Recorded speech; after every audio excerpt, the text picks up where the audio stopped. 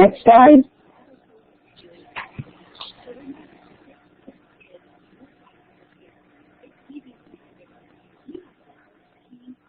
Thanks. ASMP forums are always open to all mentored teachers. For those attending a forum for course credit or those interested in signing up for credit, we will fill you in on all college credit issues at the end of tonight's session. So if you have questions, stay tuned and stay online at the end of our session tonight.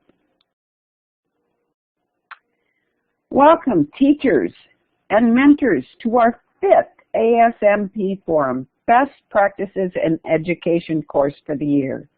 Tonight's session is on working with paraprofessional educators. My name is Carol Giroux, and I will be one member of our forum team this evening.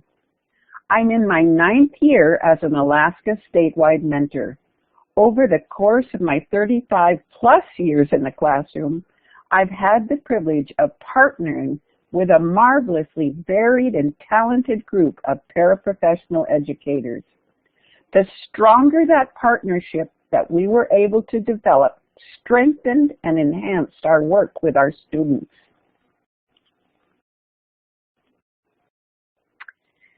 Let's take a quick look at our agenda for the evening. As indicated, we've completed our welcome, and so we've begun. We next take a quick look at our teaching standards, engagement strategies, identify presenters, as well as expectations and goals for this evening session. Primary learnings tonight include designing your role as a classroom leader, teacher/paraprofessionals, defining roles, effective communication, self-monitoring and feedback, followed closely by cultural connections and balanced professional, and finally a reflection and closure. Notice, for those of you taking this course for credit, that by 9 p.m. this evening, you need to email your reflection and graphic organizer to your instructor of record. Those of you who are mentored by ASMP also need to CC those materials to your mentor. The Alaska Statewide Mentor Project uses Alaska's 8 teaching standards and 5 cultural standards in our work with you. These are listed on the screen. Standards use a common language and describe a shared vision for Alaska teachers and the best practices that support them. Tonight, we're going to focus on Standard 2, Student Learning. A teacher understands how students learn and develop and applies that knowledge in the teacher's practice. And Standard 3, a teacher teaches students with respect for their individual and cultural characteristics. And finally, Standard 8, Developing as a Professional. As part of tonight's forum, we'll model best practices teaching strategies by integrating some of the 62 techniques from Dovcliv Mav's 2nd edition, Teach Like a Champion 2.0, 62 techniques that put students on the path to college.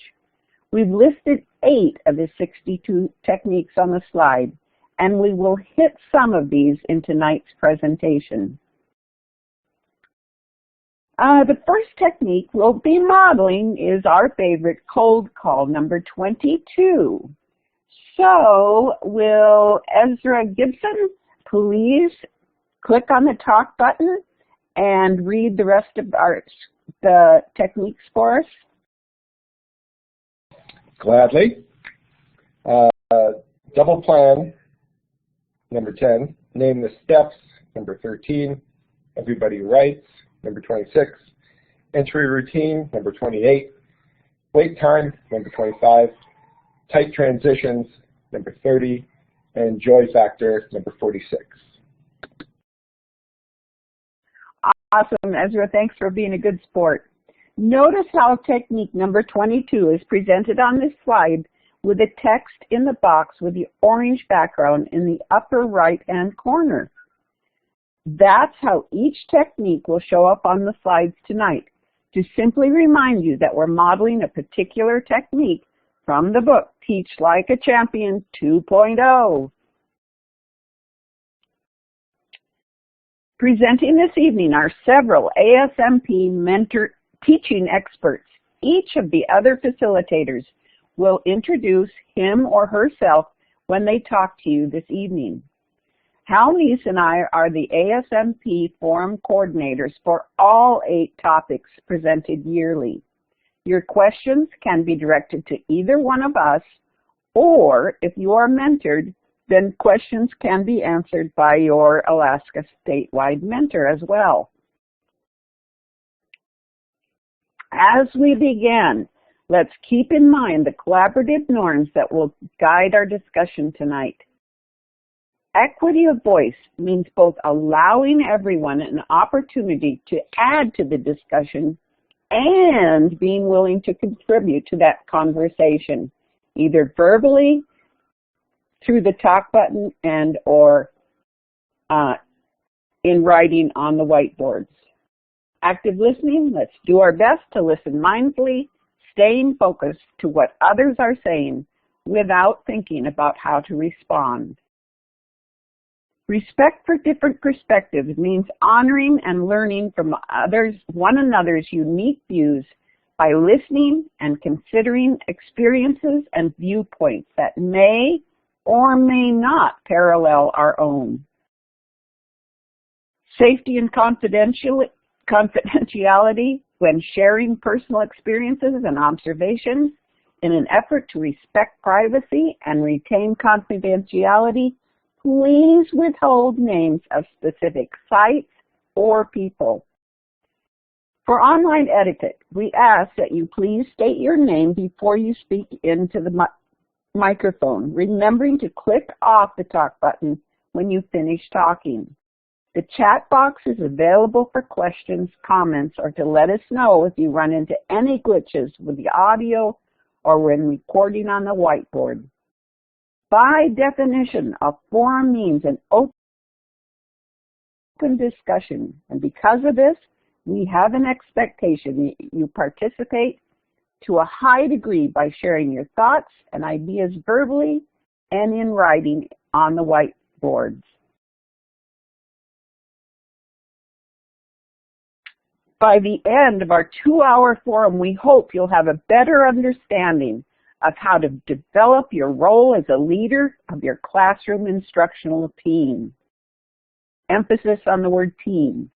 Develop a system to integrate the paraprofessional as a key member of your instructional staff.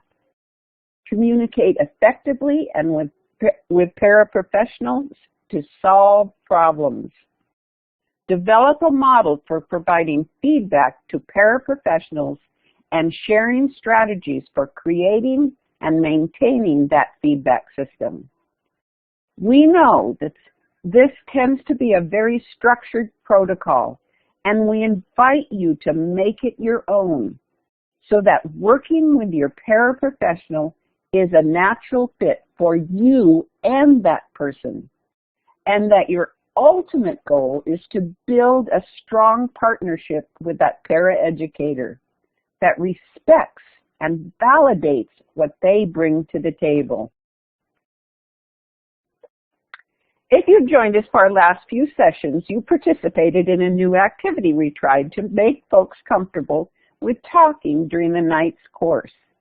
In the classroom, don't be afraid to repeat successful activities. So get ready for tonight's class. Go to the participant window and find your name on that list. Please note who comes directly before you on that list. Also, locate the talk button. Remember, if the talk button doesn't work, or if you don't have a microphone tonight, like I understand Lucas does not have a microphone, so you'll just type your answer in the chat box, and then the next person will know they should go. In that way, we can all see how the chat box chatbot works as well. All right, we'll be using the talk button and learning about our audience tonight. How many of us work with adults in our classroom every single day of the school year? Imagine being in the bleachers where the crowd does a wave around the stadium. Looking at the participant list, we'll begin with the person on top. The person will hit the talk button, simply identify yourself, where you are tonight, the age level that you teach, and how many adults are in your classroom on a normal day. Then hit the talk button again to release yourself as the speaker. The next person in line should count to 2 because there's a little lag. Hit the talk button, count 2, and begin to speak. If we do this right, we'll create that wave. This will give us a chance to practice with the talk button and share background as well. All right, so for instance, I'll start us out. My name is Carol. I taught in Anchorage, 3rd grade.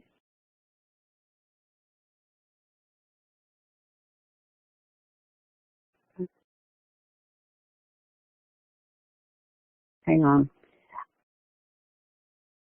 3rd grade, and on most days I had 2 paraeducators in my room. And all right, Chris, would you go next, and we'll just go down our list.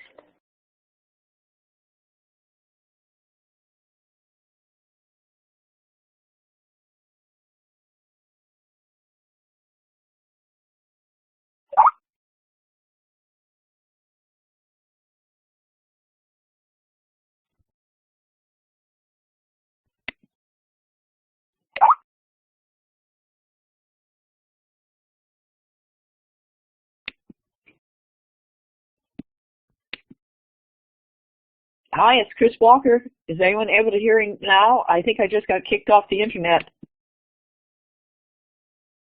We got you, Chris. Keep going.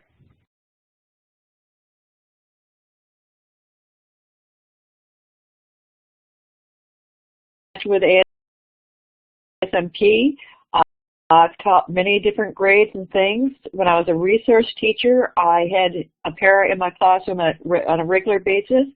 When I taught kindergarten, I always had parents in my classroom helping out. It was great. I now work with adults, early career teachers in the Northwest Arctic Rural School District. Liz, you're on. Thanks, Chris. My name is Elizabeth Will. My home base is in Sitka in Southeast. I am tonight in Togiak in Bristol Bay. As a classroom teacher, I did high school, and I was alone in the classroom. I currently am an instructional mentor working in the Southwest region, Dillingham, and Sitka.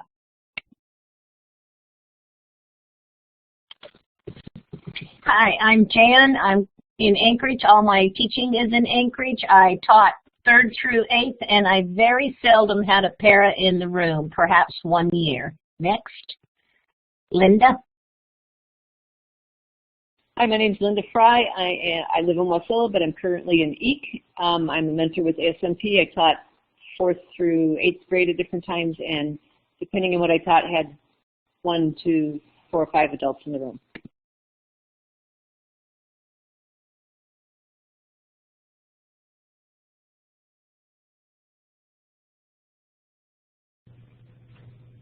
I'm Adrienne Bell, and I'm in Wasilla, and I am a resource specialist for all of our special education preschool programs this year.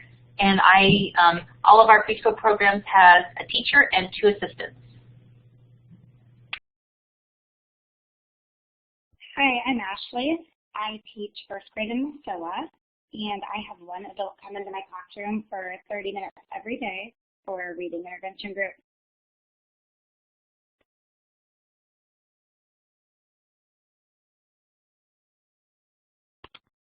Cindy, you're on because Christina took the chat. Okay, I am Cindy, and I'm currently a mentor in Anchorage, but I also taught in Anchorage, high school and middle school, and I usually had 1 or 2 adults in my classroom.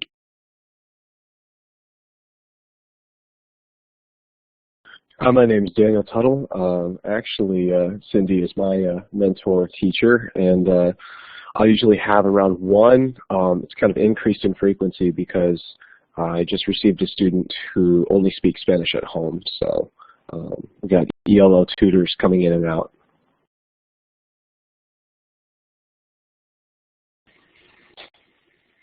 My name's Dave. I'm a PE teacher in elementary, and I work with multiple TAs and teachers all day long throughout the day. Probably on any given day, I probably work with about 4 TAs.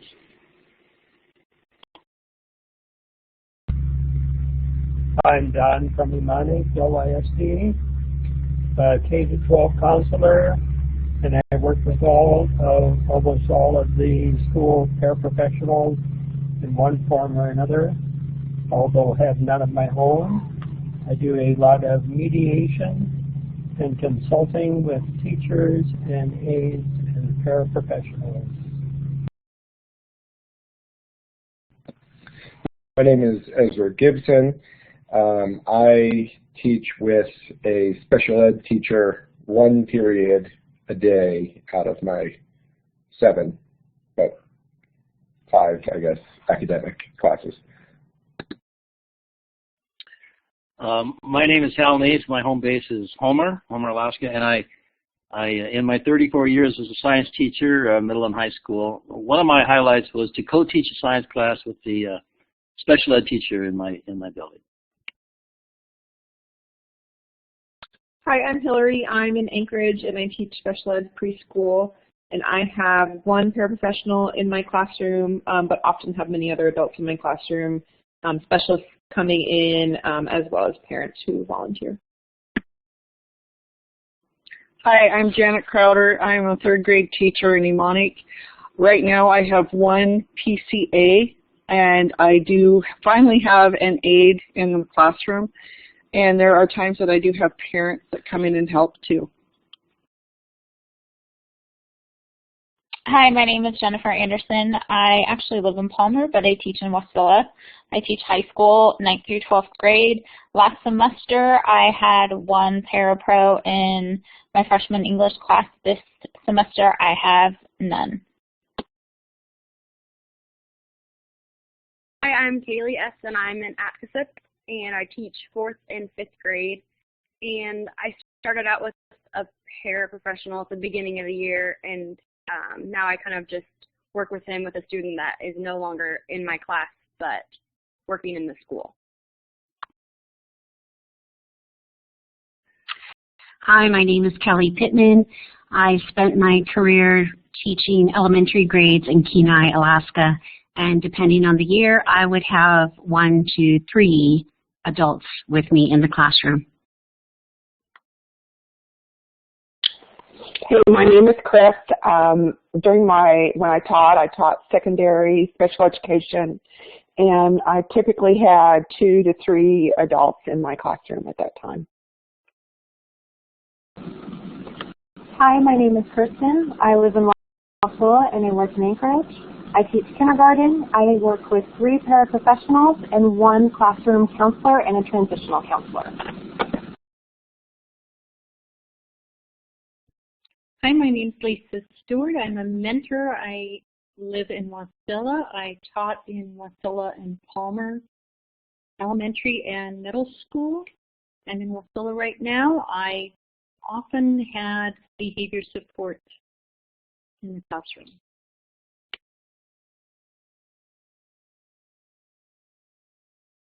Hi, my name is Marcy Treadwell. I'm in Fort Yukon.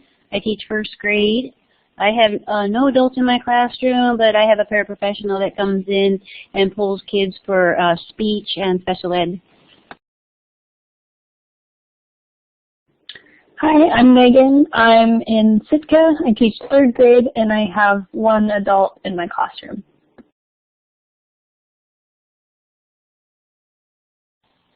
Hi, my name is Michelle Copeland. Sorry, there was some feedback. I am the junior high teacher at EEC, and I have one paraprofessional in my class right now.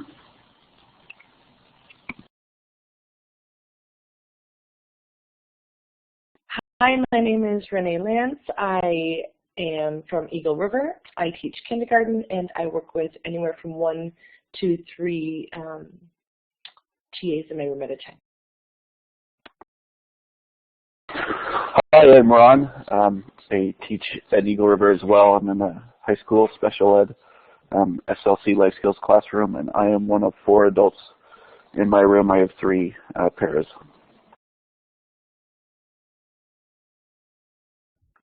My name is Tasha Burke. I am primarily a 4-5 combo teacher in Wasilla, Alaska. I work usually alone in my classroom. However, I do work with specialists that pull children in my classroom. Hi, my name is Terry. I teach in Anchorage. I teach 6th, 7th, and 8th grade science, and I can have between 1 to 3 adults in my room. Hi, my name is Vanessa Forbes. I teach in Anchorage, 11th and 12th grade, and it's usually just me in the classroom.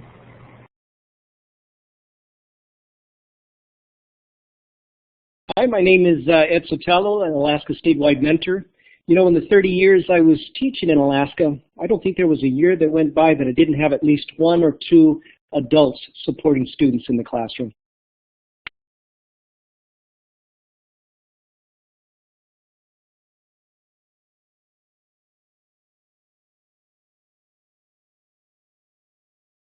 Hi, everyone. Can you hear me? Let me know if you can hear me. Okay, great. Well, I'm Lisa, and I'm hoping I'm not cutting anyone off, but I am a first-year teacher here in Shishmaref. I got my special ed degree a couple of years ago, but I worked as a paraprofessional, and finally got my first teaching job out here in Bush, Alaska. I'm originally from Fairbanks, so I'm a bit of an oddity that I'm a staffer here in the bush, and I'm actually from Alaska. So the cold and the dark is not so new to me, so that's a good thing. But I actually have 8 paraprofessionals working for me, which can be fun managing personalities, but they're all very good, and they all seem to know what they're doing. So I'm very blessed in that way. And I just teach elementary sped resource. I do pull-outs and push-ins, and it's been a great experience so far.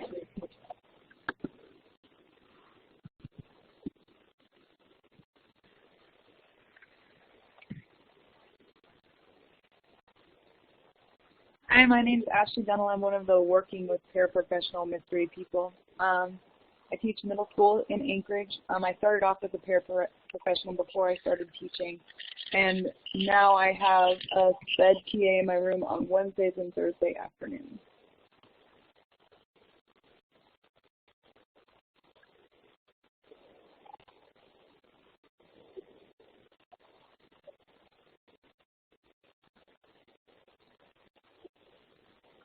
All right, not meaning to cut anyone off. We really need to get moving because of time. So this is an example of an engagement activity to get every person's voice heard within the first 5 minutes of class, barring too many technical difficulties. Activities like this help prime the pump and get students ready to learn. Such activities are brain-friendly and support the primary needs for the brain and students' desire to participate in active learning experiences and social interaction with peers.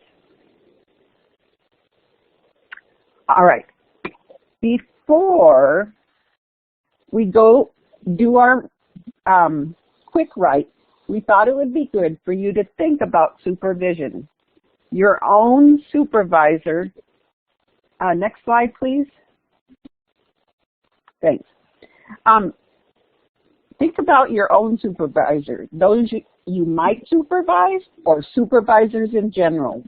Supervision is a topic not usually covered in our undergraduate coursework. Does this cartoon speak to you whenever you have to meet with your supervisor? We think it's a perfect way to illustrate some of the issues one might associate with the word supervision. All right, so part of supervision is evaluation. Evaluation can be an uncomfortable experience even when it's informal. An evaluation should be a means of improving an individual's performance and lead to greater professional growth. When we have a paraprofessional working with us, that puts us in a position where our input could go forward, that para is evaluation. Think about and write your personal definition of the term supervision in relation to other adults in the classroom. Let's think for a moment on this prompt. In relation to other adults, I see supervision as. All right, on a piece of paper, jot down your thoughts. We'll be giving you 3 minutes, and we will be asking you to share out some of your ideas or your thinking afterwards. Keiko, 3 minutes on the timer, please.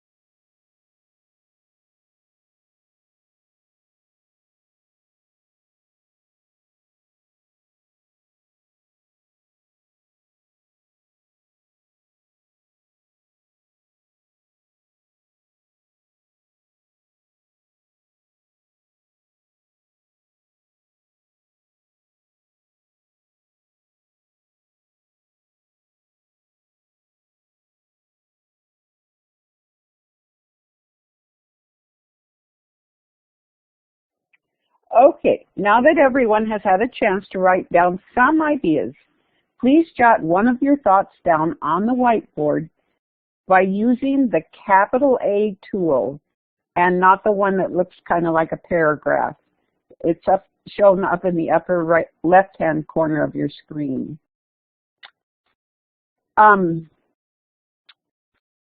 So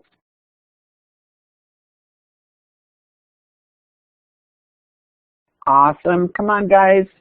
Let's put some ideas down.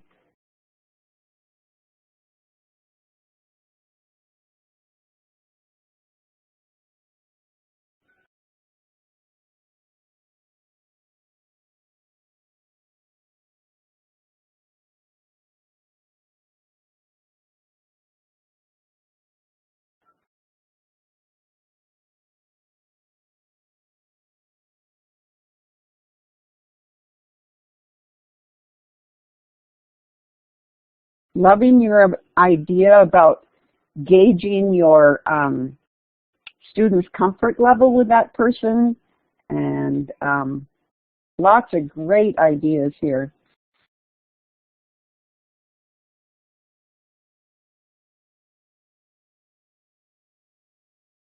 Demonstrating respect while mentoring, positive and affirming feedback. Modeling what does and so examples and non-examples. Awesome. All right, looks like some great ideas have been shared out. Let's see how our evening's learning help us clarify our thoughts and thinking. With all of our forums, we create a graphic organizer which helps us take notes and stay on task to get a jump start on your night's reflection. The next slide will show you what we'd like you to use for this evening. Next slide, please. Thanks. The goal for this forum is that you will come away with an action plan that you will be able to use immediately to build effective partnerships with your para-educators. In order to build this plan, you'll be using a template like the one shown on the screen that corresponds to the 4 learning pieces of tonight's forum. We'll be giving you time at the end of each section to develop that part of your plan. And you'll be sending the completed template to your facilitator and mentor as your reflection for this forum. Because of this, it will be easier for you to use an electronic version of the template. You should have received an email with the template attached that you could download. Or you can quickly make your own Word document with the 4 sections as shown on the slide. Of course, if all else fails, take a piece of paper, fold it into 4 parts, and take notes. Scan it, send it in, or transcribe it onto your electric document to send as your reflection. As completing this action plan is a big piece of tonight's reflection. You must be able to send your completed plan, so be sure you're recording in a manner that makes it legible for your instructor, as well as your mentor if you are a first or second year teacher mentored by ASMP. We'd really appreciate it if you could write on your graphic organizer where in Alaska you are tonight, so we know where we reach folks from. Thanks.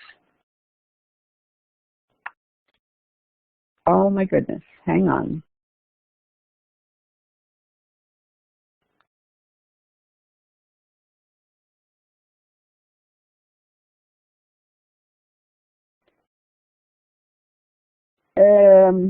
Okay. I think I've forgotten to transition to Chris. Oh, got it. Hang on. All right, now let's get on with our learning. Chris Walker will now lead us into learning piece 1. Chris? Sorry.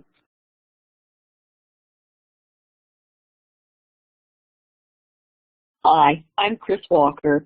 Currently, I was lucky to get into Kotzebue from Kayana tonight when Kayana warmed up to 35 below and Kotzebue was a balmy 33 below. I am currently serving ECTs in Kotzebue, Norwich, Kobuk, and Kayana. I have taught for 29 years, spread out between Maine and Fort Yukon, but mostly in the Matanuska-Susitna borough. During this time, I've been primarily an elementary middle school resource teacher, but I have also taught 3rd grade, kindergarten, music, middle school language arts, and directed programs for the gifted and talented. In our connector, you did some thinking about what supervision means. You might have thought that supervision for you meant only students, but you, as the classroom teacher, have the kind of supervisory functions listed on the screen. David Berliner has suggested that teachers today have roles that closely resemble executives in business, but most educational programs don't prepare teachers for these roles. That being so, we've adapted his list of executive functions for our forum tonight. As the leader of your instructional team, all of those people who come into your classroom to help you and your students, or those you send out to other classrooms to help students there, you are responsible for them. Be aware, the buck stops with you. You will be guiding them in these areas because you both have contact with students. You share in instruction and classroom management, but you also set the stage for what this looks like. Let's look over some of these functions. Function number 1. Obviously, you plan instruction. Whether you are working from a set curriculum or from ideas you have developed, you are planning what is going to happen as part of your responsibilities for each day. That may include the need to be in the classroom, ready to go at a certain time. Do you want them to watch for behaviors and move to intercept negative, or do you want them to be actively involved with teaching students? If so, they need to be trained in the strategies you want them to use. If so, you need to find a way to do it. Because you have learning goals for these students, your function 2, paraeducators should know what those learning goals are. As a classroom teacher, the goals may be written in your curriculum or be diversified as you have worked to strengthen specific students. The goals may simply be to accomplish the task you have given them. If they know where you are going, you may get there easier. SPED teachers are a little different. The goals are clearly defined in your child's IEP, but the way the goals work out in the regular classroom is a necessary discussion unless a child is removed to the special ed room. You, as the special ed teacher, are the one who, function 3, establishes schedules and assigns duties when an IEP is involved. In our second learning piece tonight, we'll be presenting some strategies to support you in these 3 functions. The third learning piece tonight focuses on communication, which connects functions 4, 5, and 6. It's important to establish an effective work environment and to make sure your paraprofessionals or any other new member to your classroom knows what to expect and what your expectations are, and you have them for the paraprofessionals as well as for the students. In other words, how that classroom is expected to work. If you are working cross-culturally, the others will help you in your understanding in the nature of your community. Don't be afraid to learn from them. You are still the one in charge, though. The idea in number 6 of representing the classroom with others implies that you are the spokesperson for your class. Have you considered how you want them, your students, to be seen? The way you and the people who work with you talk about the students will control how others in the school and community see them. You are the decision maker for them as well.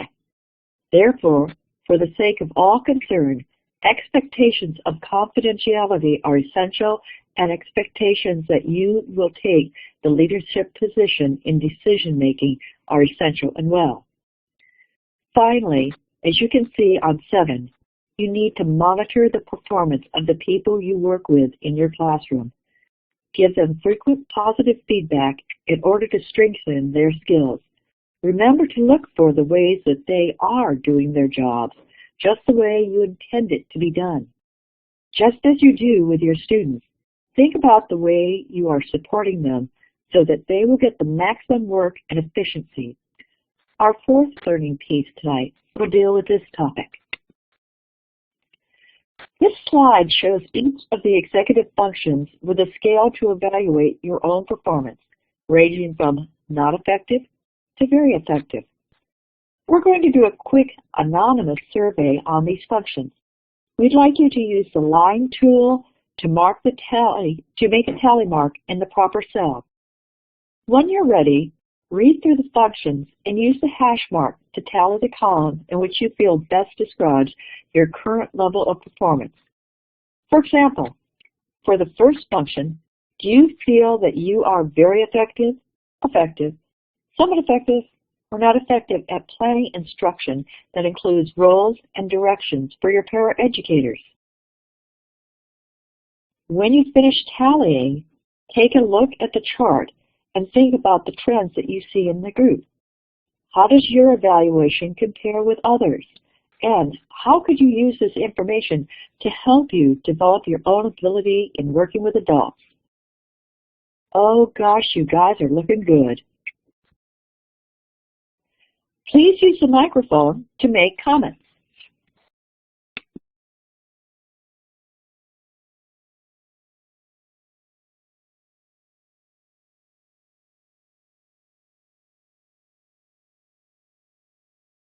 It's okay to make comments.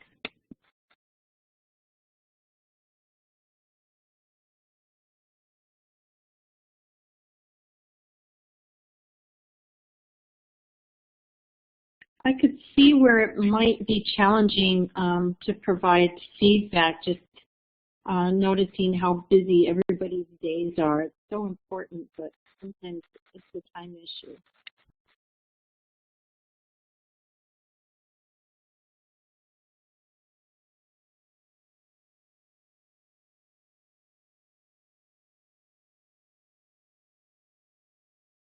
One of the things to remember is that as you continue in your teaching, you're going to get better at these skills.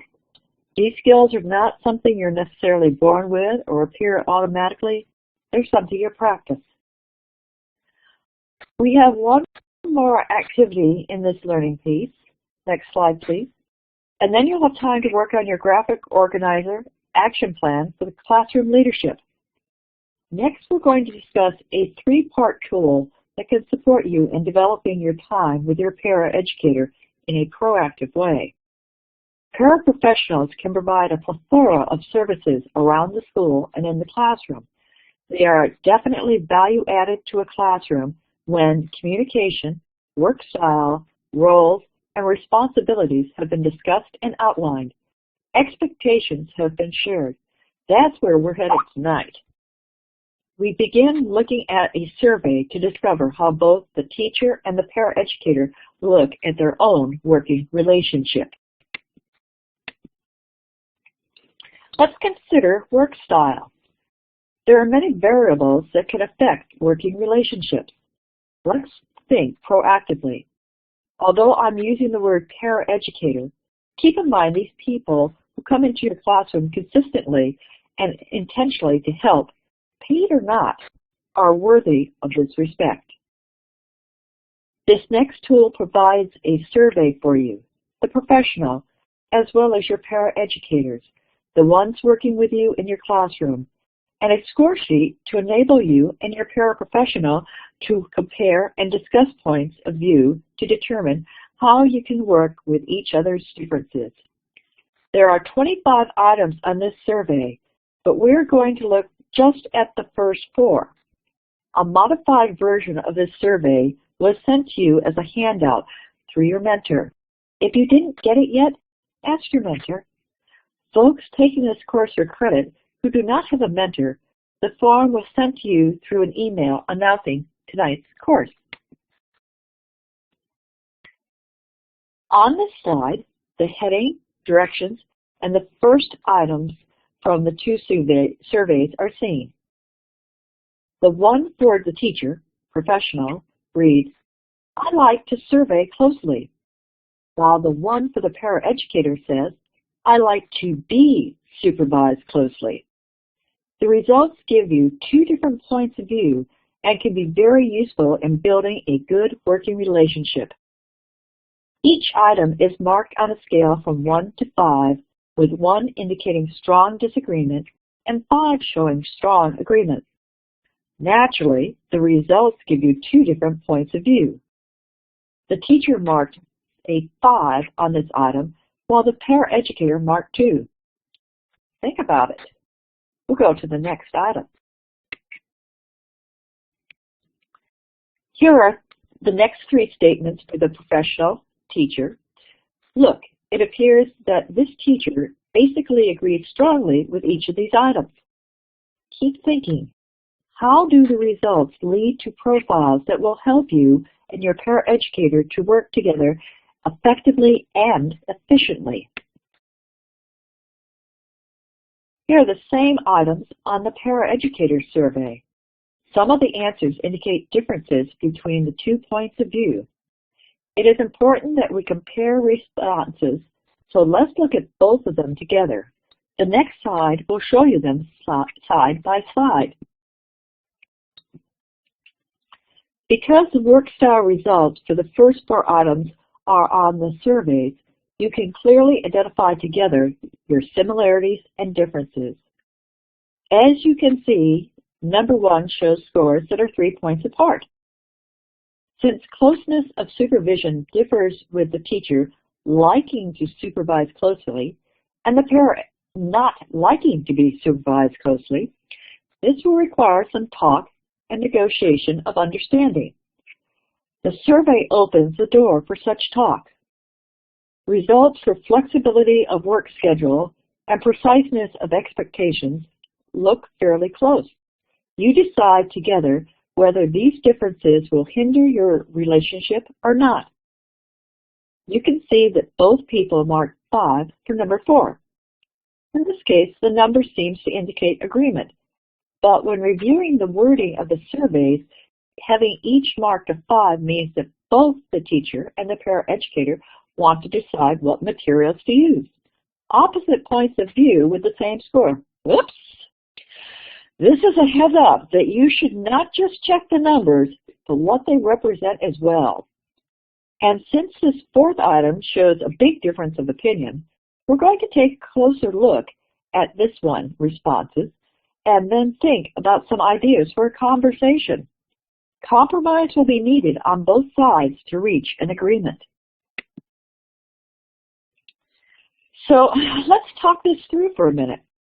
Let's say that you are a first-year teacher who feels strongly that you should be determining which instructional material should be used with your students. It may be because your district has mandated that. You, however, are working with a paraeducator who has been in the same position in your building for 12 years.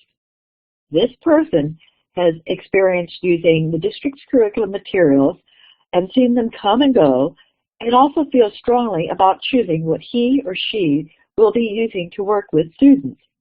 What are some things that you could say to get a conversation started and move it along?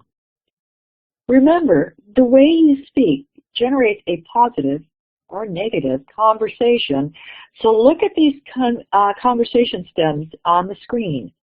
Sentence starters if you prefer. The first one, it looks like, gets you started on a respectful restatement of the issue based on what you're both seeing. The second, would you tell me a little bit more about, can help clarify your paraeducator's ideas. The third, how would it look if, gets you started on how you can compromise and plan how you will work together. Remember, you are a listener here and are intending to come to an agreement. Take a few minutes to add ideas for finishing these sentences in your situation. Since this is a forum, we'd like to hear your voices too. State your ideas using the microphone, and one of the facilitators will write down them on the whiteboard. Feel free to ask each other questions. If you choose to write your own ideas on the whiteboard, please use the capital A tool, which is under the tool of the A on the paragraph lines. If you click on that, you will get to it. Let's see. Okay, so let's get writing down our ideas and let's take some time to see what comes up there. Your turn, either talking or writing.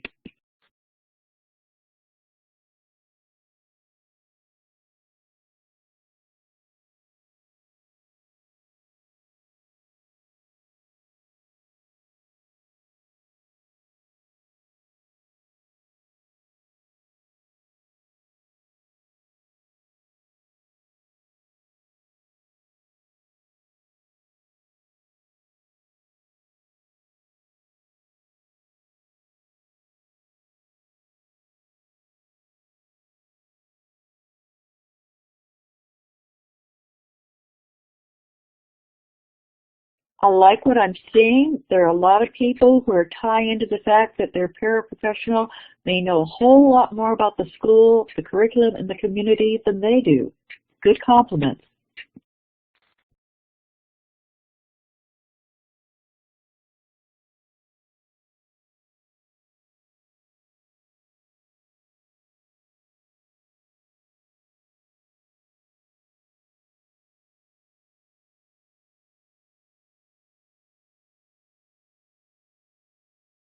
This should probably be a good slide to take a screenshot of. There are some good stems being used and good approaches.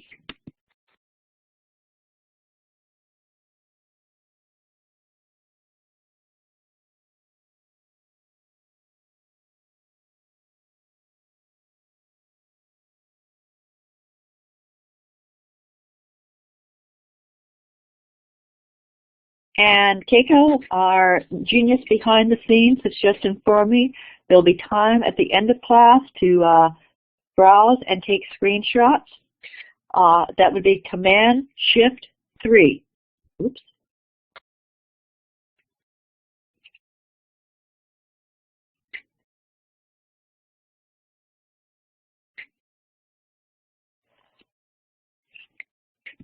So take some time there and capture some ideas for your action plan.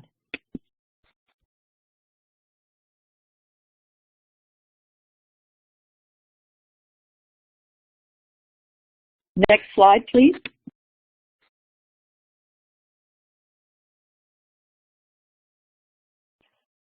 This is what your action plan should look like. If you did not make a copy, just fold a paper into fourths and use it.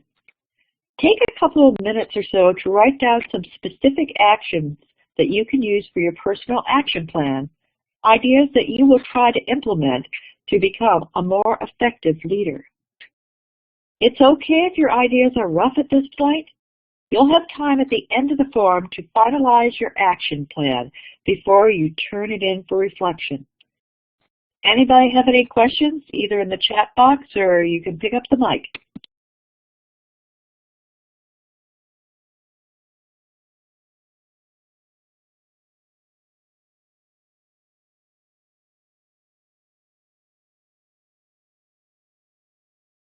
Okay, now we'll go on to Learning Piece 2, and I will turn you over to Linda Fry.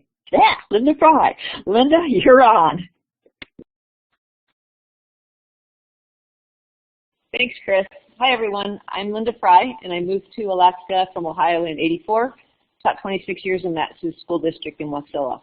This is my 4th year with the Mentor Project, and all of my ECTs this year are teaching in Lower Kuskokwim School District out of Bethel, and tonight I am in Eek.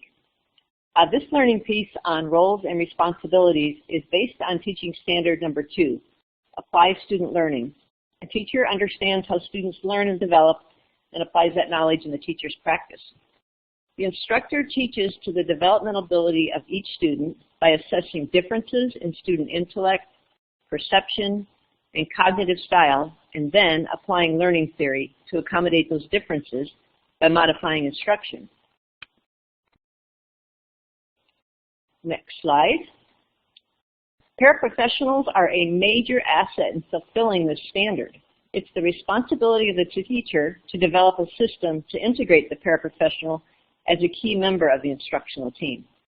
Our paras assume a variety of responsibilities and perform a multitude of tasks in our classroom. Their duties may vary depending on the student populations they're working with and whether the educational environment is a pull-out, a separate class like a resource or self-contained, versus a push-in or inclusion model. Your paras influence positive changes in academic achievement and behavior in a number of ways. We're going to talk about some specific tasks that paras perform in classes in a few minutes. Effectively using a paraprofessional in your classroom requires planning, just like effective teaching. So let's look at one way to do this. A traditional lesson plan states what the teacher plans to teach. However, we can expand on this, making a more useful document to guide instruction, one that includes our paras. In his book, Teach Like a Champion again, Doug Limov introduces us to technique 10, he calls the double plan. So while we plan for what we as teachers will do as we're teaching, we really also should be planning for what students are going to be doing to support their own learning. Do we want them to fill in a graphic organizer?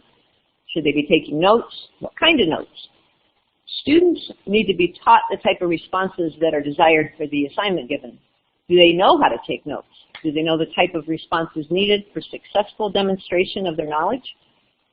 To succeed at technique number 10, Limov recommends you make a T-chart for your plans. And at the top would be the objective for the lesson. On the left, you write what you, as the teacher, will be doing. And on the right side, you write what the students do for each activity you put on the left. So that's where you put graphic organizer, make a timeline. Are they going to brainstorm with a partner? Are they creating flashcards? There's all kinds of ways to support and reinforce a lesson. Be sure in advance you've got the plans and materials to support your objectives and collect information about their success. But to teach like a super champion, we're going to take this one step further and triple plan. You're going to add an additional column on the right side, and this would be where you would include what your paraprofessional would be doing alongside of you and the students. So our next slide is going to show some things that paras could be doing to support teachers with different objectives. So in this third column, with all students, a para could provide one-on-one instruction, read text to students, direct small group work or guided practice. She might also read a story to a small group of students, assist children in reviewing their work. She may also facilitate appropriate peer interactions and social skills and serve as a positive role model to students who might have behavior or emotional disabilities. If you have a para working with students with IEPs, they may provide instruction on targeted specific IEP goals, and they might collect data for you on student progress. Or a para might physically assist a student in doing their work or in using adaptive equipment or devices. For more ideas on what a para can do in your classroom, you've got that handout that was sent to you as well. So next slide. Here's a specific plan that one teacher's made. So we're going to look at this step by step. At the top of the plan, you'll notice the teacher's made a class profile. So this is a simple but powerful tool to help that teacher focus on all the students' needs. In this class, there's 2 students in the A group, and both the students are at grade level, maybe tier 1. The second group, which she calls the B group, has 3 students who are close to grade level. That'd be the tier 2 group. The C group has 6 kids in tier 3, and then the D group includes those students who are below grade level, and within that group, there's 2 students with an IEP. So this is our class profile. The lesson's goal is that students are going to be able to perform addition and subtraction operations with multi-digit whole numbers and decimals to the hundredths place. So your triple plan format might look something like this. The column that shows the teacher's actions, the student's desired actions, and the paraprofessional's role in the lesson. So here's the second page of the lesson plan for the math class. Notice on both pages, the first column focuses again on what the teacher's going to be doing, what's going to be said, and so on. Okay, back to page 1. So this is the next slide, please. In the second column, the teacher added what the students are expected to be doing to support their own learning. This sort of planning helps you to see the lesson through their eyes and keeps them productively engaged. In the third column, because she has a para this hour, the teacher added what the paraprofessional's role will be in the lesson. So as a classroom teacher, or in conjunction with a special ed teacher, you have to train the paraprofessional on how and what you want them to teach.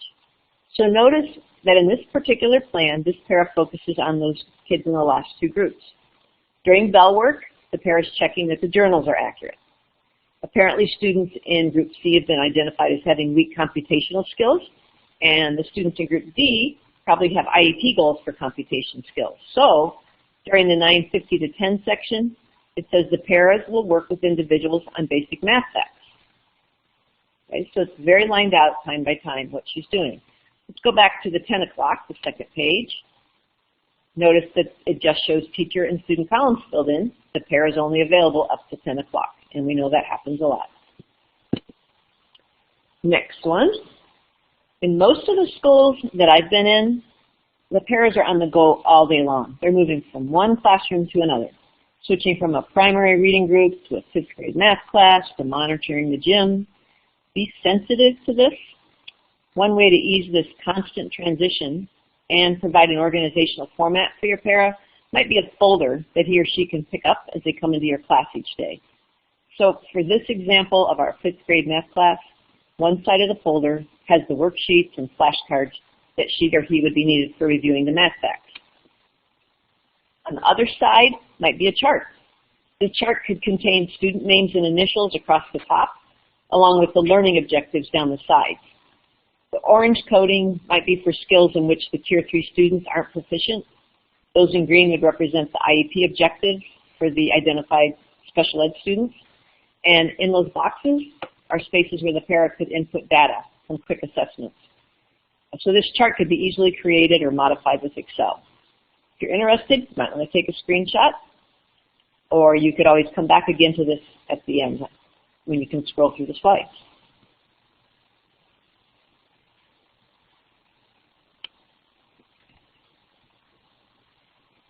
All right, next one, please. The third item on that executive functions for teachers was creating schedules and assigning duties. Creating a schedule for your para might be the perfect opportunity for you and your mentor to work together. If you're a seasoned teacher, think of working with that special ed colleague, a colleague with whom you share students, or better yet, with your para. So the communication avenues are totally collaborative.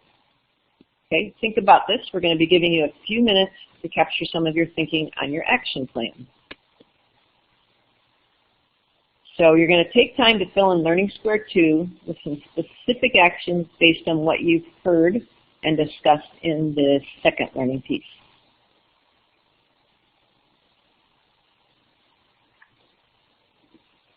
And we're going to give you about 3 minutes, and when we're done writing on this, we're going to resume class in 3 minutes with Chris, so we're going to give you a little break here, take a stretch, or get another cup of coffee. Kiko, could you set a timer for about 3 minutes, please?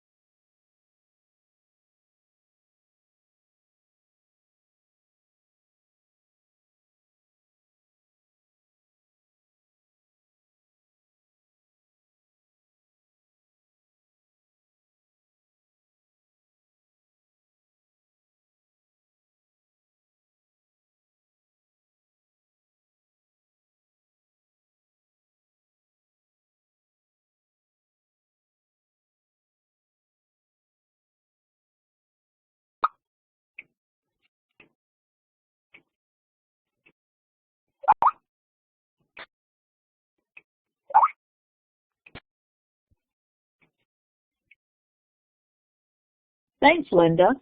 Welcome back from break. It's time for us to move to learning piece 3. This topic of working with others is essential, and I'm glad that we're working on it during the forum. As you can see, as is expressed in this cartoon on the screen, resolving conflict with another adult can be just as tough, if not tougher, than dealing with students.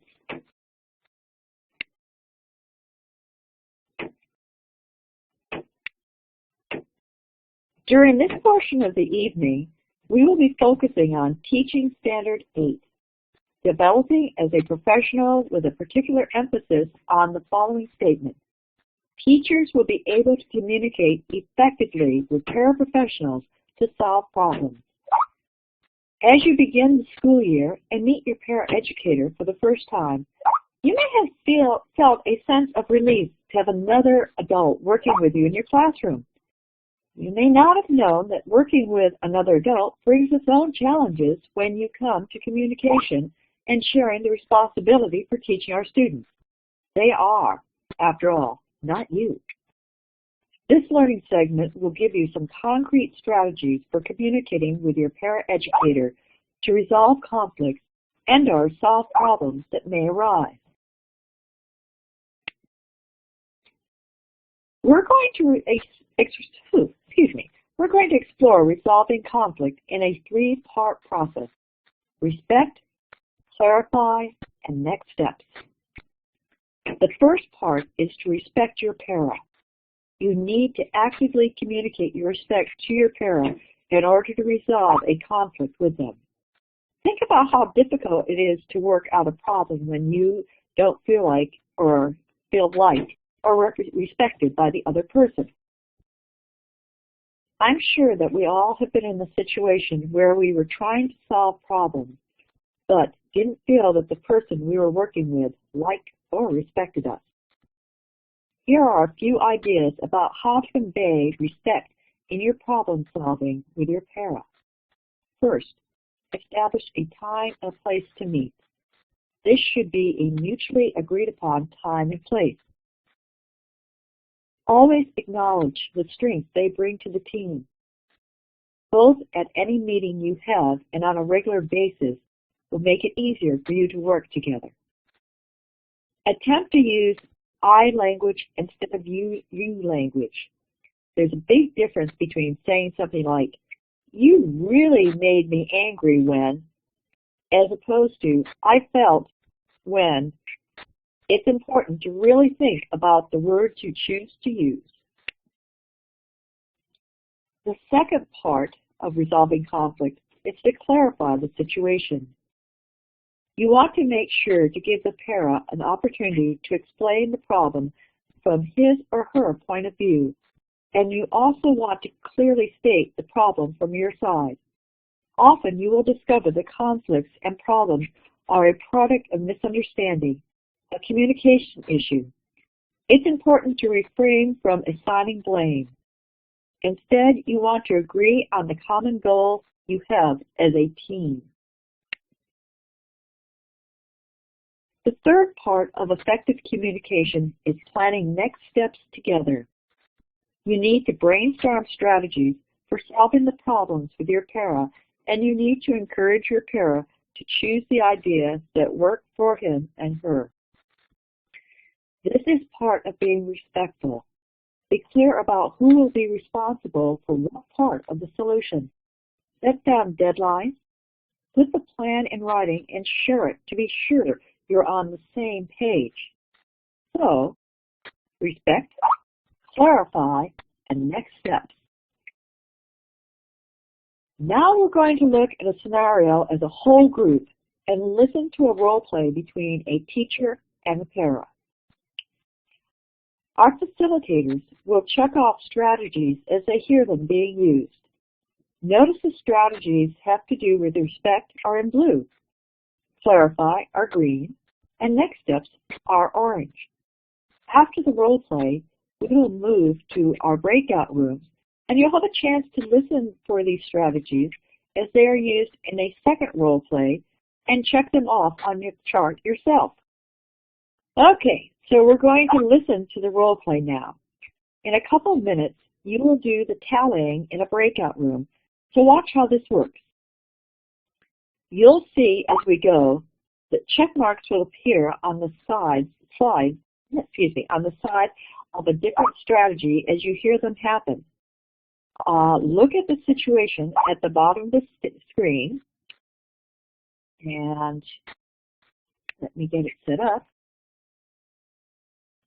You have here, Mrs. Smith has prepared a homework packet for Max, who will be missing a week of school fishing with his family. She catches Max and his mother at the door and attempts to deliver the packet, but Mom declines, saying, "Oh, thanks, but we don't need that." Mrs. Jones says Max shouldn't be doing homework on this trip. Didn't she tell you? Mrs. Smith is upset. This is the first time her para has made a unilateral decision for her.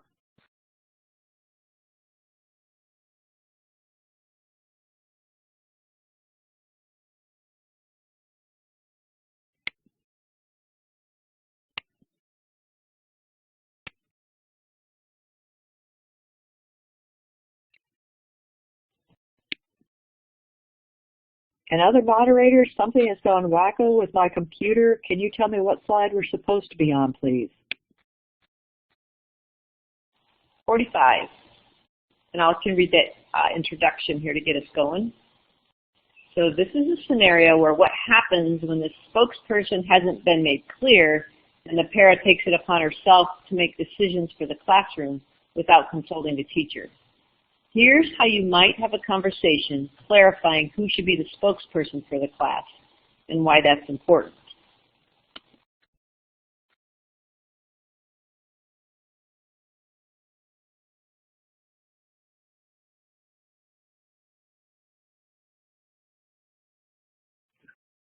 Okay, so I'll go ahead and read Mrs. Smith, the teacher. Linda's going to help me out by reading the part of Mrs. Jones, the para. And let me get my slide moved down a bit more. I really appreciate you coming in early this morning to meet with me. It will be good to have a chance to talk before the students arrive.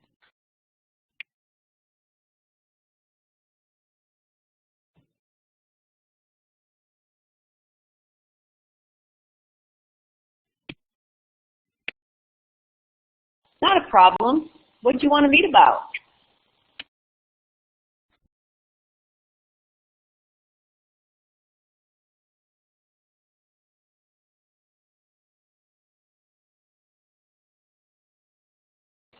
I was really caught off guard after school yesterday. Remember that Max was leaving for the fishing trip with his family? Well, I tried to give his mom the homework he would be missing, but she said you had already told her that he wouldn't be expected to make up that work. Oh, yeah, sorry about that. I forgot to tell you. Max is going to be working as a deckhand for the opener. I thought it was pretty obvious that we shouldn't ask him for homework. Really? He's going to be on the crew? It seems way too little. This will be his second year working the opener. There's 2 permits in that family. So Max could actually be the captain of his own boat by the time he's in high school. I really appreciate how much you know about the families in our community.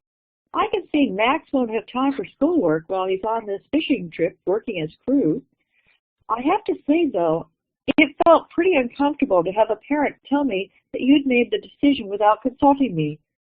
Can you see why that's a problem? Well, it just seemed like common sense to me. I'm sorry if you're upset about it.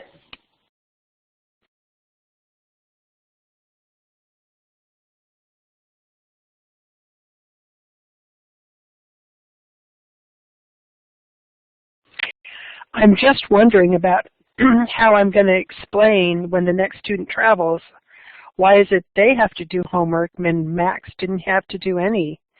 Since I'm in charge for grading, I'll have to be responsible to explain why our requirements are not consistent to the parents too. Can you see why we need to work as a team and speak with one voice? Yes, I can see that. You're right. The other students are going to just want to get out of homework too. I just didn't know I was going to be in that situation with Max and his mom, and I just felt like I had to give information right away. I can't always find you to check out every little detail.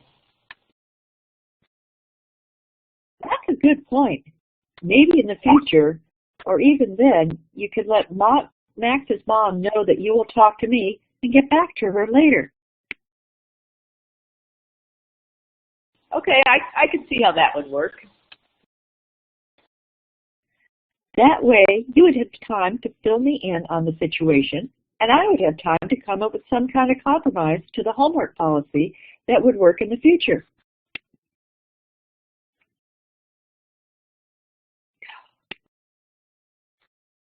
Yeah, that makes sense to me.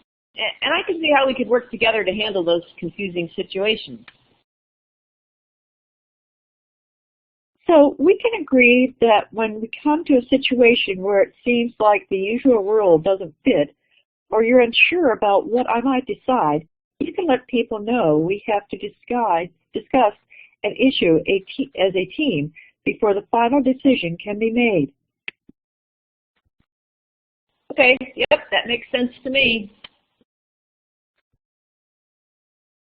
I'll write this down and share it with you so we can be sure that we're both on the same page. I can see how we will be able to work much better together as a team in these tough situations, especially with your knowledge of the community.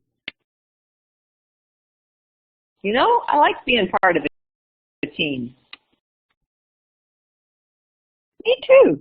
How about we go and get some coffee before the kids arrive?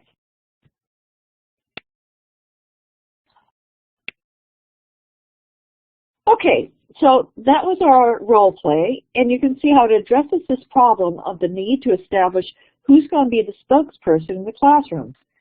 We're going to give you an opportunity now to try this out.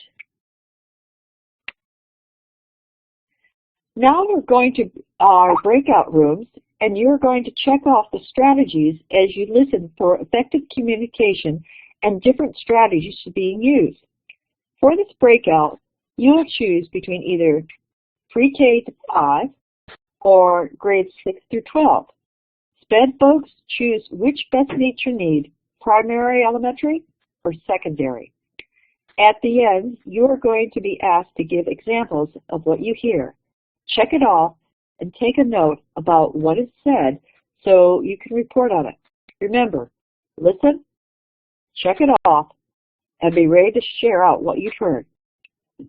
We will tell you how to move to the rooms on the next slide. I think we're good. Any questions? And now for the next slide.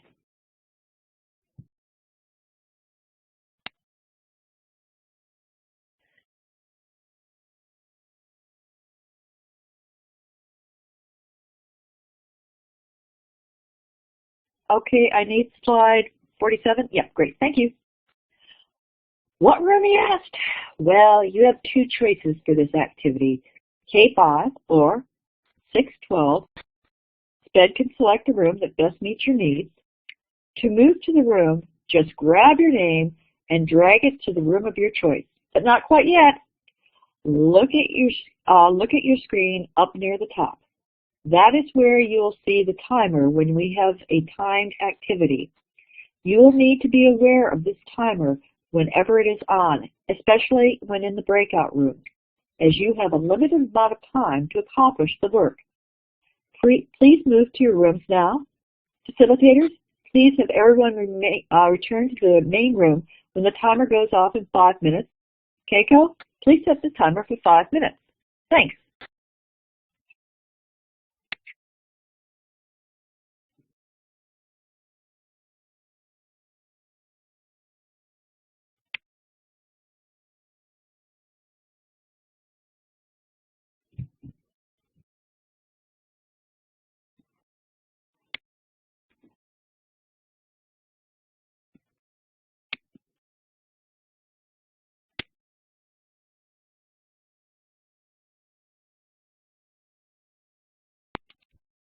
Hillary, do you need help getting into a room? This is Jan. I can help you if you need help.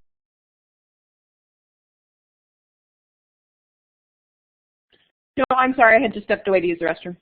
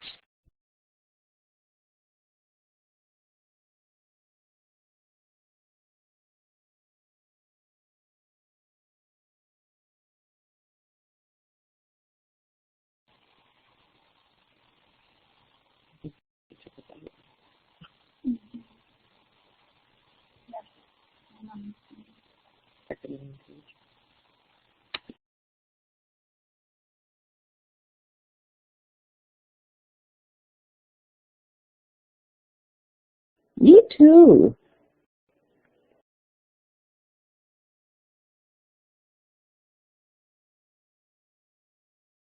We're on the wrong slide. Can we get to slide 48, please?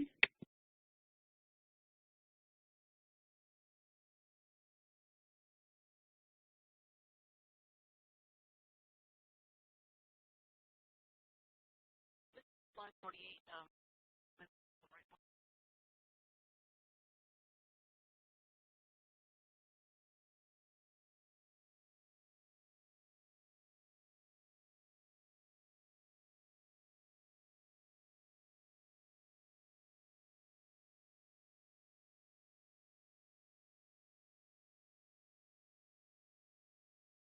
Okay. Through this third learning piece, we have identified several strategies for effective communication centered around respect, clarity, and next steps. I'm going to give you a couple of minutes now to fill in the third box on your action plan on effective communication. Write down some strategies that you might be able to use in your classroom.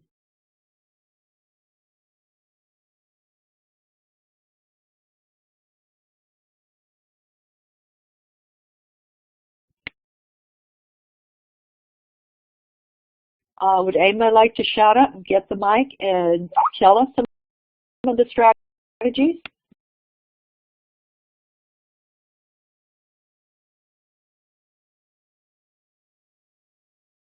On a chance to speak.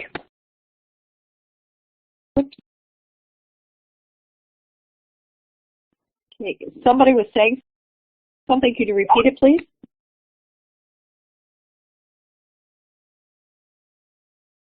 I said to be sure and let your paraprofessionals speak and say their interpretation. Perfect, Marcy. And one thing for many people, the paraprofessional can be older than you. And most of the time, the paraprofessional will be coming from your community and have some really great insight that can help you succeed working with your students. Okay, we're going to move to Learning 4 with Linda as soon as you've captured some ideas from this lesson plan.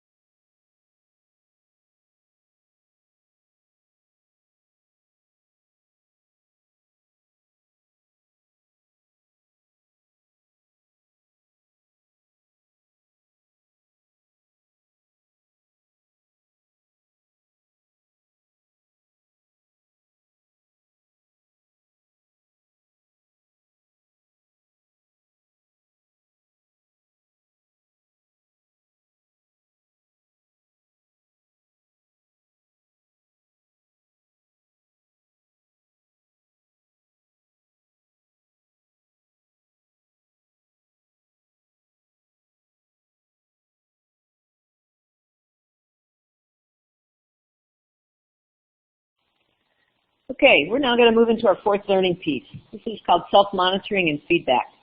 This one's based on Standard 8, participating in and contributing to the teaching profession. You may or may not be expected to formally evaluate your parent's performance. Usually that does fall to one of your administrators. However, it's our hope that when we're done with this section, you're going to have a model for a document that would encourage your paraeducator to monitor their own performance, as well as a system for you to provide meaningful feedback to them, as you both strive to give your students the best educational experience that you can. I'm going to see. David, would you please read the first quote out loud?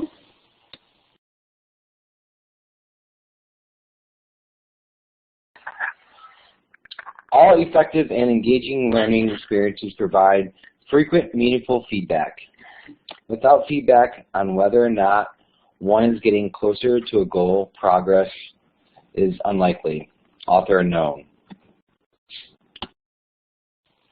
Thank you so much for doing that. This first quote points out in the same way that meaningful feedback helps you become a better teacher, some good feedback for your paraprofessional can help them improve their skills, and as a result, improve the classroom environment for everyone. This second quote by Albert Einstein is one of my favorites. Insanity is doing the same thing over and over again and expecting different results. Without some good feedback from you, how can your parent know what you expect from them?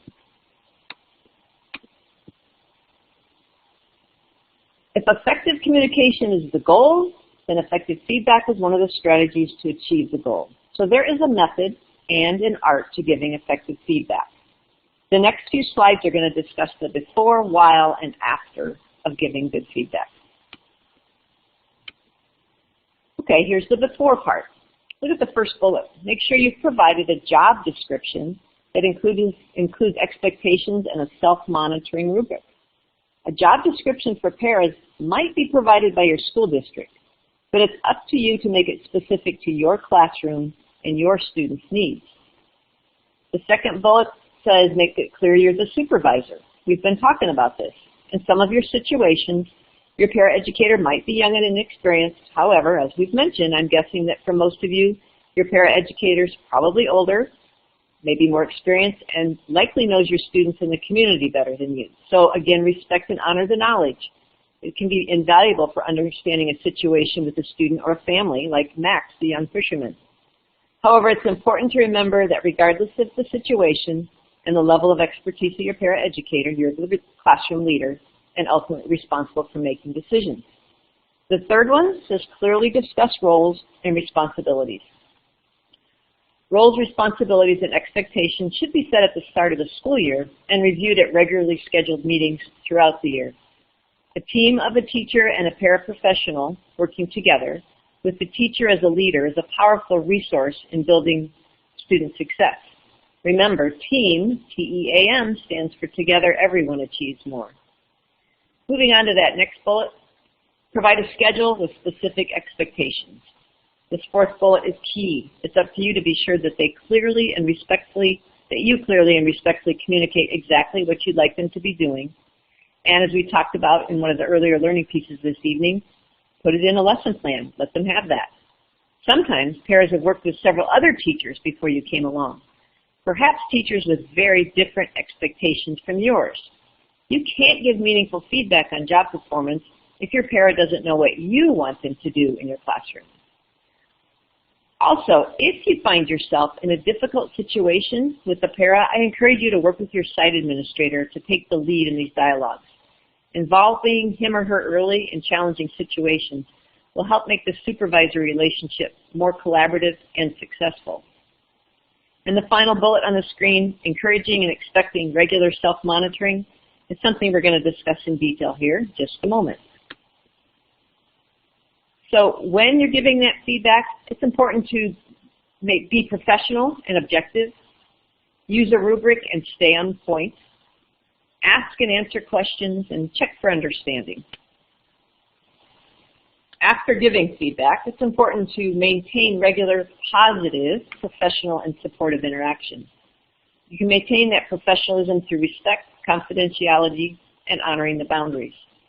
And we're now going to move from before, while, after process of giving feedback to the development of a tool that can be used to give that feedback. So this is an example of a rubric that's got a dual purpose. One, self-monitoring for a paraeducator, and two, feedback from the classroom leader. For our purposes, this particular rubric has been simplified and divided into three sections: environment, instruction, and professionalism, and three subsections containing areas for feedback. These areas have been taken directly from expectations laid out in a job description. This rubric has a simple rating scale, 2 for proficient, 1 for emerging. These terms were specifically chosen because they clearly indicate that expectations are being met or that the para has some work to do. The rubric for your site might contain more areas for feedback, but this example gives you a start for creating your own. Note the different types of feedback for the different areas. We're going to be asking you to generate your own feedback in just a minute. So we're going to put ourselves into groups one more time this evening, and let me give you some directions first. In your groups, you're going to have about 5 minutes to brainstorm 1, areas for feedback, and 2, specific items under each area. So feel free to use the model rubric as a guide. When we come back together, a person from each group is going to have about 1 minute to talk about some areas and some items you identified. So please select someone from your group to be a spokesperson. Are there any questions on your task?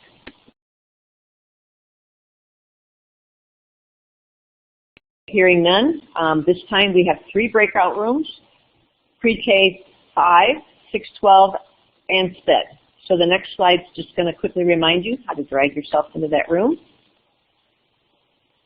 So you're going to click and hold in your name, drag it into your choice of one of those 3 rooms I just mentioned.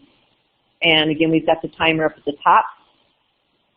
We're going to have about 5 minutes. I think the people behind the scenes are deciding if that's going to work here, so watch that timer. Please be sure to pick a spokesperson to share what your group came up with, and go ahead and pull your name into the appropriate room. See you in a few minutes. I'm going to special.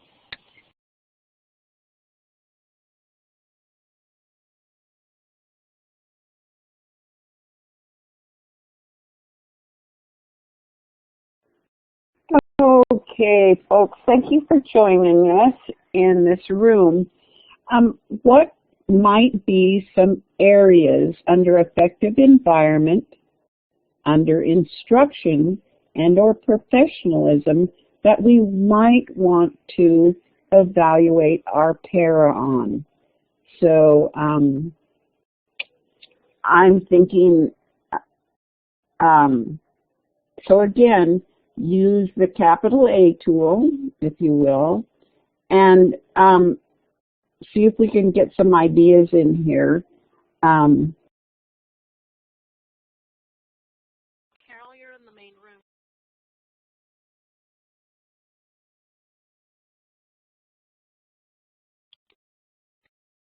Carol, you're in the main room, not in your room. I just tried to drag you and couldn't.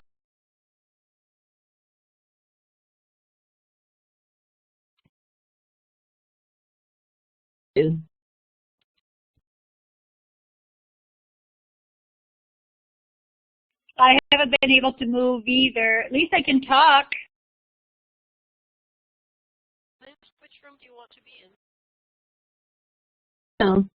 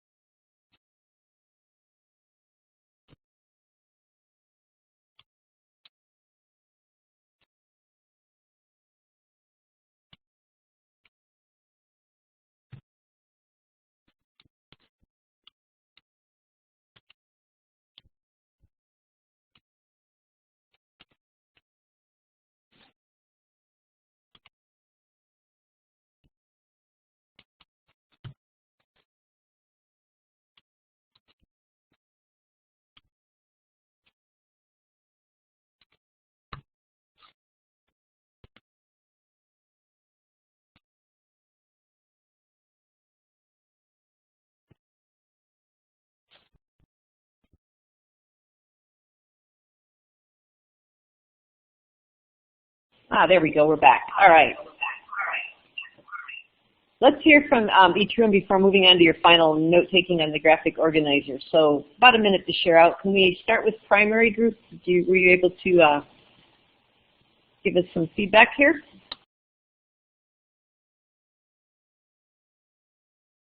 You spoke. Could you speak again, especially you, Donald, please?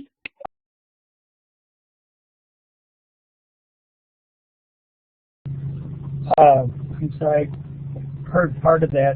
What my point was, there were a lot of good ideas, but at our school, we never know who the aide is necessarily going to be, who the para is going to necessarily be, because they are moved from room to room.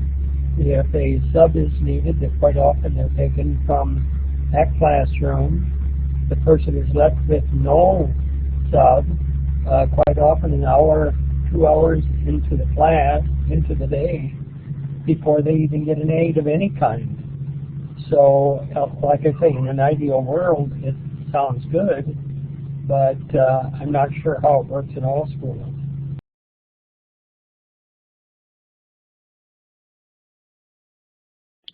One of the other things we kind of brainstormed in the primary group, a couple of us just shared ideas of what we use in our classroom to kind of provide like both kind of written feedback and instruction for paraprofessionals so that they really know what their responsibilities are.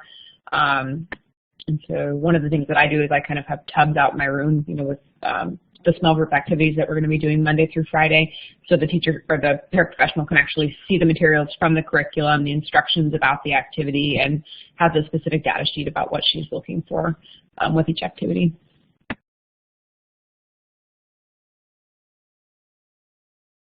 Is there anybody else from K-5? If not, we'll move on to the 6-12 group if there's no one from K-5.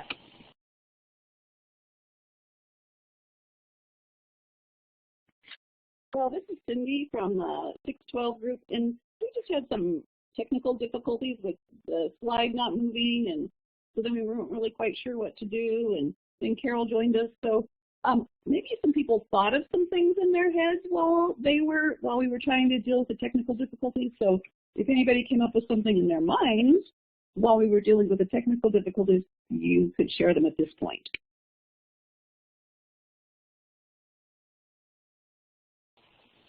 Okay, anybody else? And if anybody wants to jump in from any of the rooms, because we did have some problems there, just state which room you were in, if that matters. If there's anybody from special ed that would like to speak.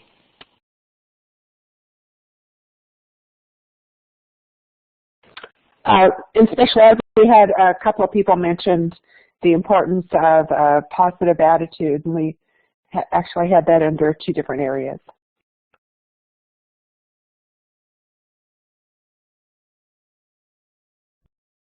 Also, everyone should read the chat because there's been ideas down there too. Thanks, Sue.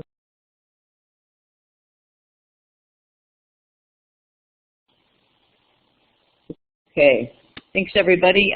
Maybe we'll go on to the next slide here. The goal for this learning piece was for you folks to come away with a method for paraeducators to monitor their own work and some kind of system for you as a classroom teacher to give them some helpful feedback. So think about what your group talked about, what you heard, and take a moment to add a few thoughts to your action plan on how you could help your para do some reflective self-monitoring, and then how you could give him or her some meaningful feedback.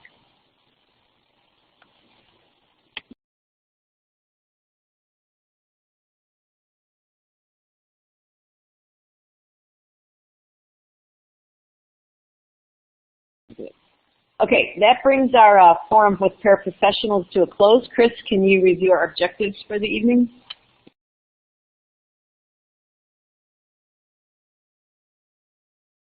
Okay, before I do, Donald's comment really bothered me because it's a situation that I see too frequently. What I'm thinking of doing is putting his concern on the mentor website, our mentor forum, and see if we can get some more brainstorming going as to how we may be able to help in the situations where we don't know who's going to show up, and it can change frequently. So, Donald, I'll do that after this is done, and again, I encourage you to work with your mentor on this. Okay, we are near the end of our time together. It is our hope that you now are better able to develop your role as leader of your classroom instructional team, develop a system to integrate the paraprofessional as a key member of the instructional team, communicate effectively with paraeducators to solve problems, and develop a method for providing information to paraprofessionals and strategies for creating and maintaining a feedback system. We will now turn to our cultural piece with Jan Little Bear.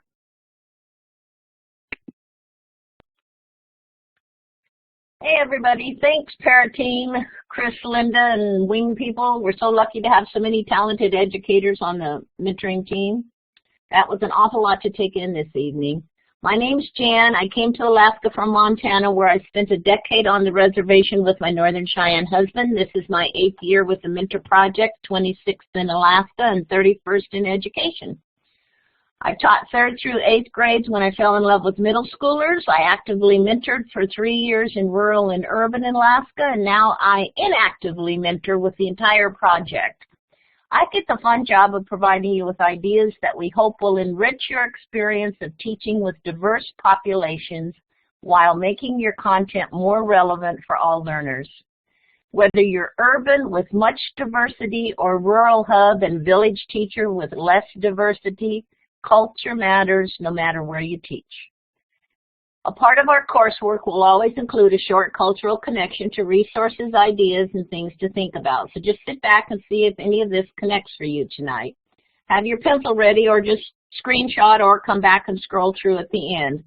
We will also give you those few minutes so that you can go through in case you want to capture some of the material. But just sit back and listen for a couple more minutes. I'm going to skip the standard slide even though it's in front of you. I know you know it. We review it every time. Be sure you're doing it. It's in your evaluation.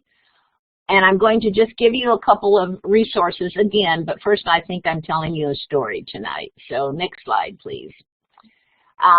Learning Strand Tree tonight was about communication, and I have a quick story, lighthearted, about communicating between a non-native and a native family, my husband's family and mine. My mentor colleagues online have heard it before, but just enjoy another laugh, I hope.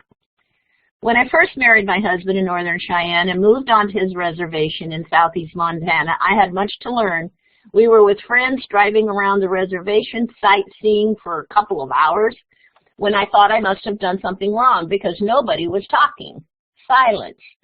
I grew up with 5 siblings and animated parents, and our car trips were never silent, ever.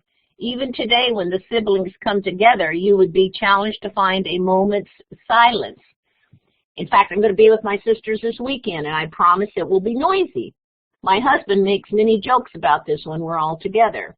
That silent road trip made me feel very awkward, as if I'd committed some sort of a faux pas. So afterwards, I asked my husband what I had done to make everybody be so quiet. He laughed and told me this was very normal and not to concern myself, that his people did not have a need to talk as much as my people did. Fast forward more than 30 years, the talk remains the same. His family is very quiet, mine is not. So that was one of my early lessons in norms for communication and culture. Do not do all the talking. Learn to listen. Listening is important. And in that regard, we have a book that is free. I've shared it before. Just take a look at the website. It is not too long off the press. It's three years now. Just a moment. Where did it go? There it is. I must have skipped one. That's fine. It's dedicated to Angaya Oscar Kawagli, one of the most knowledgeable Alaskan educators who ever lived. At the front of the book in the dedication, it says, whose wisdom, dedication, and courage inspired him to forge some of the first and most important connections between indigenous ways of teaching and learning and Western higher education. If you'd like a copy, simply Google the word "stop talking," Indigenous Ways and Learning, and you will have a free copy of the PDF at your fingertips. Enjoy.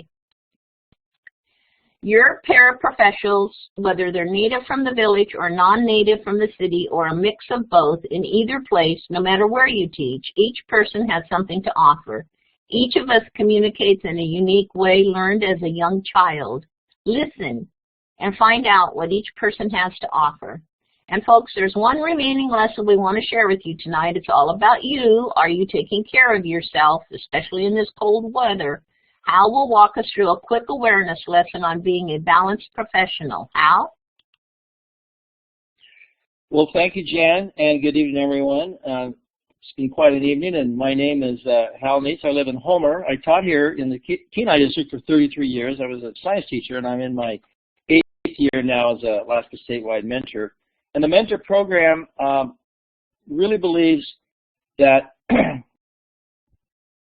standard number 8, developing as a professional, is really critical because a well-balanced life is essential for our personal effectiveness and our own peace of mind.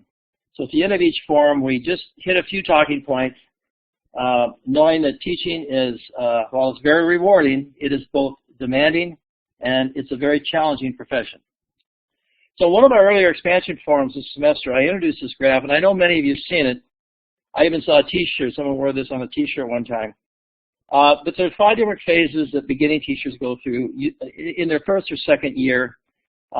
This was a study done, and it was based on a national study by the New Teachers Complete Sourcebook.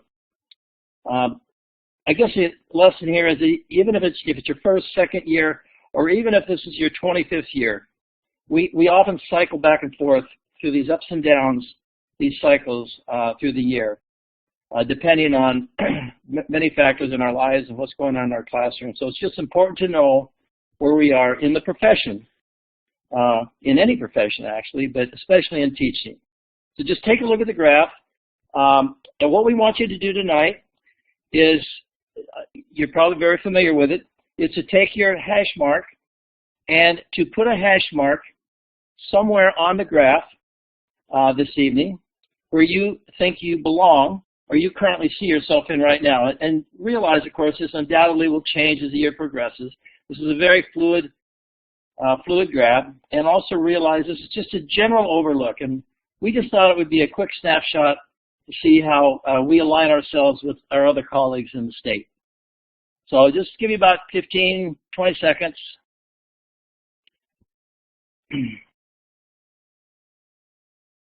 Very nice, very nice. Okay, well, this is good. While you're still hashing there, I'm going to just keep making some comments.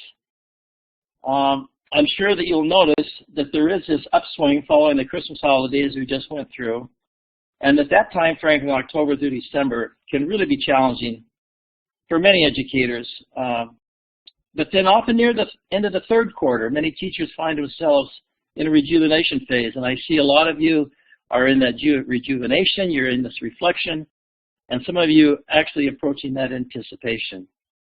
And that's a time when you can really focus on curriculum development, teaching strategies that have worked. You might try something new with students, talk about the results with other teachers. Even if they didn't work, just have that collaboration time, or expand your circle of professional peers somewhere. So this is great to see this, and if you're down in that disillusionment phase, know that that is normal, that is common, and it's expected.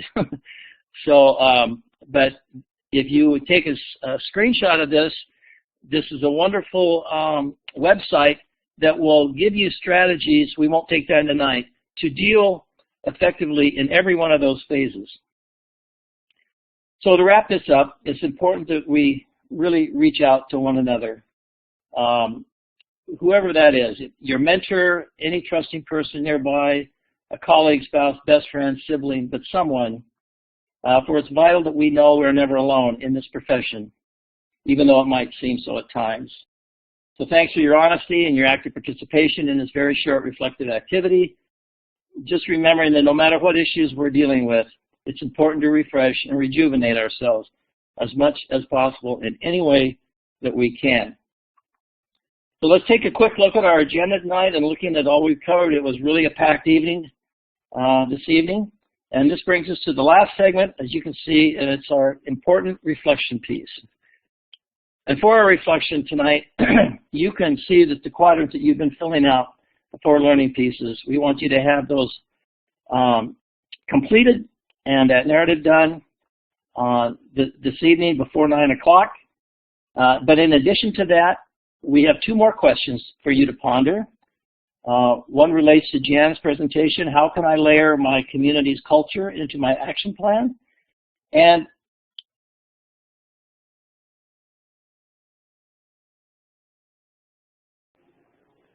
we seem to have lost Hal. The other question is, who is or are my support persons, people, when I need help in being a balanced professional?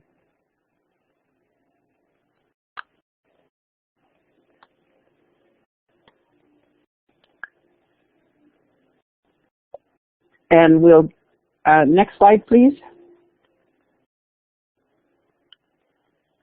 So these are your instructor of records if you're taking the class for credit.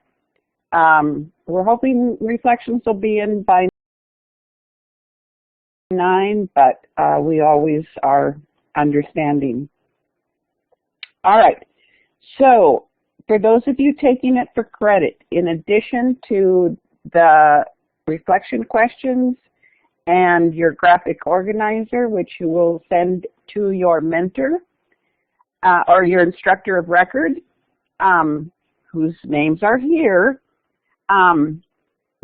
you will also have the requirement to make 2 postings on our discussion board, and directions for that are on your syllabus. And you might want to keep a copy, an archival copy of each reflection, so that when you go to do your final 3 to 5 page reflection paper, you'll be able to get full credit, and it will help you in that regard. All right, we'd also like to invite you to our next expansion forum titled number 6, Using Assessment to Guide Planning for Differentiated Instruction, which will be held on February 15th from 6 to 8. And that's a Wednesday. We hope you'll join us. So thank you all for your active participation tonight, and we thank you so much. So until next time, just remember that to the world you may be a teacher, but to your students you are their hero. So for any of you wanting additional clarification on coursework or what's expected, remain on the line, and Jan Littlebear will address any issues you have.